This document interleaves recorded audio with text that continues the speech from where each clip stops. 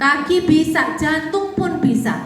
Artinya, kalau kita meniatkan mendonorkan bagian tubuh kita kepada orang lain, maka golden time period, waktu yang paling bagus, waktu emas sebelum semua sel itu mati, itu yang kemudian akan kita ambil dan kemudian kita segera awetkan. Contohnya, ginjal mungkin nggak perlu nunggu kita meninggal, karena kita punya 2 ginjal. Kita bisa cangkokkan 1 ginjal kepada orang lain yang membutuhkan, kita hidup dengan 1 ginjal, insya Allah masih bisa.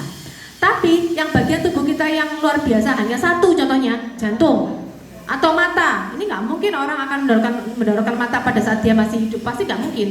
Pasti akan ditunggu hingga dia meninggal. Maka dari titik dia meninggal dan kemudian akan didonorkan tanpa kemudian mengurangi fungsi hidup selnya, maka akan segera diambil kemudian baru bisa didonorkan. Artinya ada jeda waktu antara kita didiagnosis sudah meninggal dunia hingga kemudian proses pengambilan donor. Sama, Bu.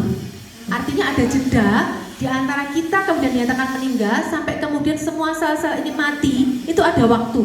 Nah, itu yang kita antisipasi, ada jeda waktu yang berbeda ini, berarti ada potensi penularan dari si kuman-kuman. Dan jangan lupa, pada saat nyun sewu, tubuh kita ini misalnya meninggal pasti akan mengalami pembusukan. Dan pada saat pembusukan itu otomatis potensi aneka macam kuman-kuman yang lain datang. Sehingga nyun sewu kalau misalnya ada bencana massal gitu, korbannya banyak, contohnya apa ya kemarin ya?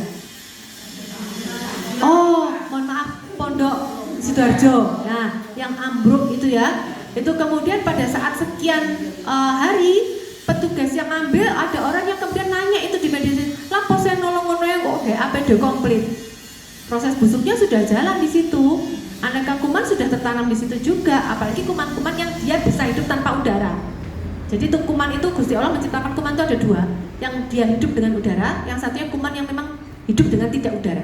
Nah, kuman yang bisa hidup tanpa udara itu yang akan langsung tumbuh, sehingga para penolong yang kemarin nyari jenazah-jenazah di bawah reruntuhan, setelah 3 hari pasti mereka pasti akan APD itu tadi, karena ada potensi bau, potensi busuk, mungkin mereka menolong juga punya potensi ketusuk besi-besi gitu ya, jadi punya luka, jadi itu yang kemudian akan dicegah.